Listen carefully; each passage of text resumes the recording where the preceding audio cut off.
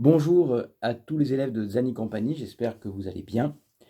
Aujourd'hui donc, je continuerai notre session théâtrale sur le théâtre au XIXe siècle et on parlera particulièrement du théâtre dit de boulevard. Donc on l'a déjà dit, hein, la scène au XIXe siècle, c'est un théâtre à l'italienne et donc c'est comme une sorte de puits, hein, un grand cylindre rouge orné de galeries dorées avec tout un système de galeries pour accéder aux divers étages qui évite justement subtilement aux classes sociales de se croiser. La visibilité dans ces théâtres donc dits à l'italienne est d'environ 60%, c'est-à-dire que selon l'endroit où on est placé, on ne voit pas complètement la scène. D'ailleurs, si vous allez au théâtre de l'Odéon ou à la Comédie Française à Paris, il y a certains endroits où vraiment on a une vision très partielle de la scène. Alors pourquoi? Parce qu'au départ, ils ont été conçus uniquement pour les opéras.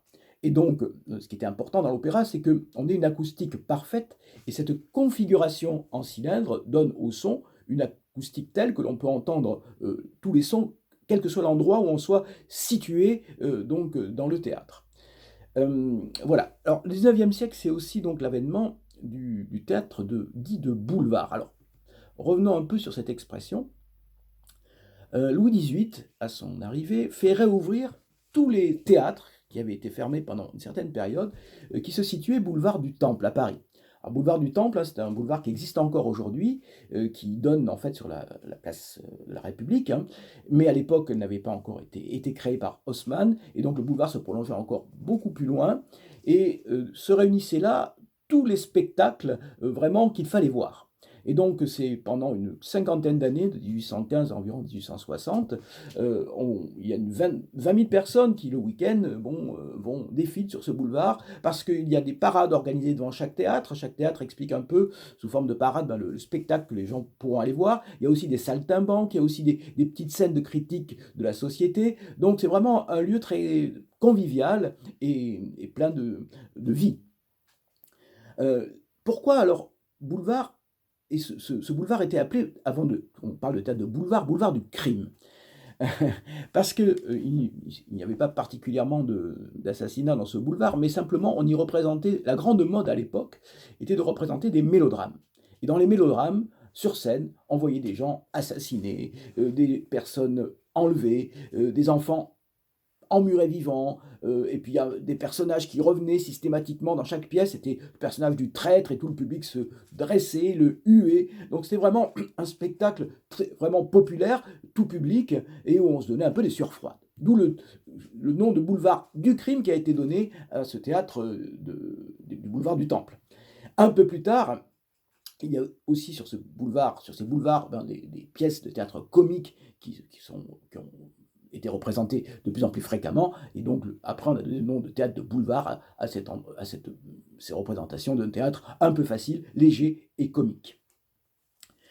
D'ailleurs, ensuite, malheureusement, toute question de point de vue, mais le baron Haussmann est arrivé, donc a complètement éventré toutes les petites ruelles qui faisaient vraiment l'histoire de Paris, hein, pour tracer, vous le savez, de grands boulevards.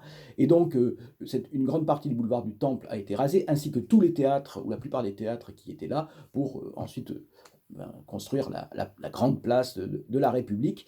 Et donc, il reste un seul théâtre qui correspond encore à cette époque, qui a survécu, c'est le théâtre de Jazet, donc qui se situe encore au boulevard du Temple, aujourd'hui à Paris. Toujours au XIXe siècle, la situation des auteurs s'améliore. On a créé la Société des auteurs, et donc ils peuvent maintenant, pour les plus célèbres en tout cas, gagner leur vie en écrivant.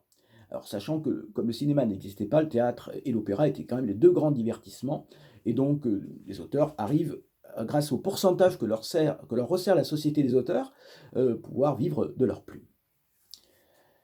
Alors, parler de théâtre de boulevard, parler de cette époque, ce 19e siècle, il est obligé nous sommes obligés de parler du très grand Georges Feydeau. Donc, Georges Feydeau, il a vécu à cheval sur 2 siècles. Il est né en 1862, a produit la majorité de son œuvre vers la fin du 19e siècle, et il est mort en 1921. Sa mère était une femme galante, une courtisane on pourrait dire, hein, et on pense que Feydeau était probablement le fils du demi-frère de l'empereur Napoléon III. Il en était lui-même assez fier. Il est né boulevard de Clichy, il a passé toute sa vie à Paris. Et pour moi, il incarne vraiment l'esprit parisien. L'esprit parisien, c'est quand même, il faut le reconnaître, de la gouaille, du sens de la répartie, de la finesse, de la subtilité psychologique. Avec Molière, pour moi, je ne suis pas le seul à le considérer, mais je le considère comme avec Molière, le plus grand auteur comique français. Alors, c'est un héritier du vaudeville. Vous savez, le vaudeville, donc, c'était des pièces dont le plus célèbre auteur était Eugène Labiche, qui est un peu le précurseur de Feydeau, hein, qui étaient entrecoupés de morceaux chantés. Et donc, avec toute une succession, évidemment, de quiproquos et de situations burlesques.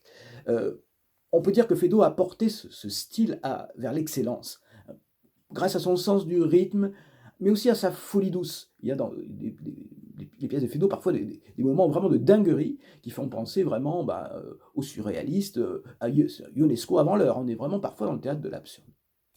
Alors ces grandes pièces font partie du répertoire français, hein, et sont encore jouées plus d'un siècle après leur création. C'est la marque vraiment des grands auteurs et des chefs-d'œuvre. Donc La puce à l'oreille, Le fil à la patte, L'hôtel du libre-échange et Le Dindon. Voilà. Le Dindon, donc je vais vous en lire aujourd'hui un extrait. C'est une pièce qui me tient à cœur parce qu'avec la troupe de Zanni Compagnie, nous l'avons montée il y a 4-5 ans.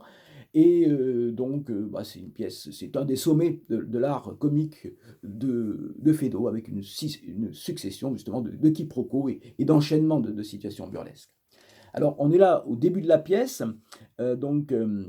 Pontagnac est un séducteur invétéré qui suit les femmes dans les rues pour aller les courtiser. Et il est arrivé à s'introduire jusqu'au domicile de Madame Lucienne Vatelin, croyant que le mari n'est pas là. Le mari débarque, il arrive à l'embrouiller par une succession de mensonges et le faire partir. Et enfin, il se retrouve à nouveau en tête-à-tête avec Lucienne, Pontagnac, et il essaye évidemment de la séduire. Et voilà donc cette scène qui est à la fois drôle et très fine au niveau de l'écriture.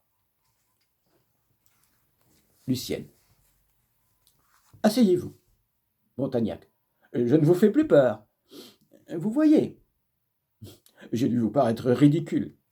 Croyez-vous? Vous êtes moqueuse. Enfin, voyons, mais qu'espériez-vous donc en me suivant avec cet acharnement? Mon Dieu, ce que tout homme espère de la femme qu'il suit et qu'il ne connaît pas. Vous êtes franc.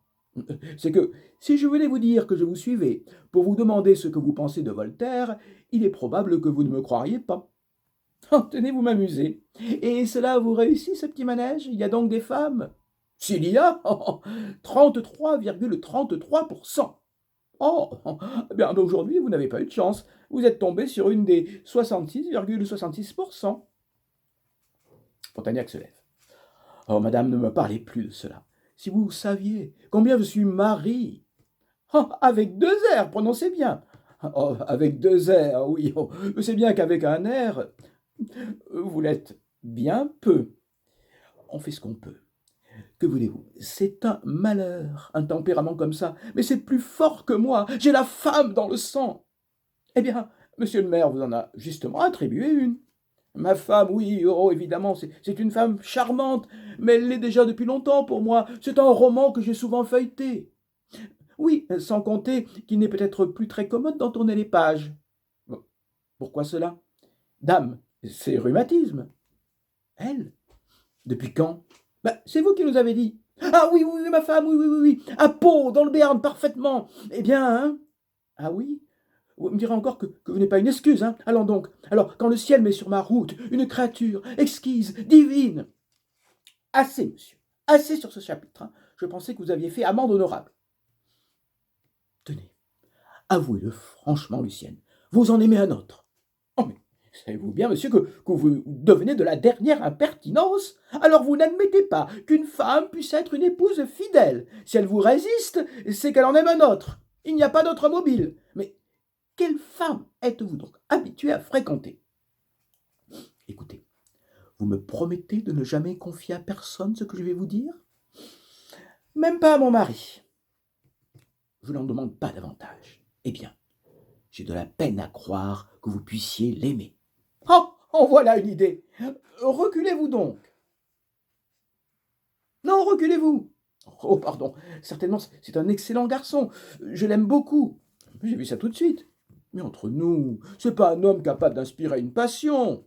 C'est mon mari. Ah, là, vous voyez bien que vous êtes de mon avis. Mais pas du tout. Mais si, mais si. Si vous l'aimiez, ce qui s'appelle aimer, je ne parle pas d'affection, est-ce que vous auriez besoin de motiver votre amour? La femme qui aime dit j'aime parce que j'aime. Elle ne dit pas j'aime parce qu'il est mon mari. L'amour n'est pas une conséquence, c'est un principe. Il n'existe, il ne vaut qu'à l'état d'essence. Vous ne le servez à l'état d'extrait. Vous avez des comparaisons de parfumeurs. Mais qu'est-ce que ça prouve, le mari? Tout le monde peut être mari. Il suffit d'être agréé par la famille et d'avoir été admis au conseil de révision. On ne demande que des aptitudes comme pour être employé de ministère, chef de contentieux.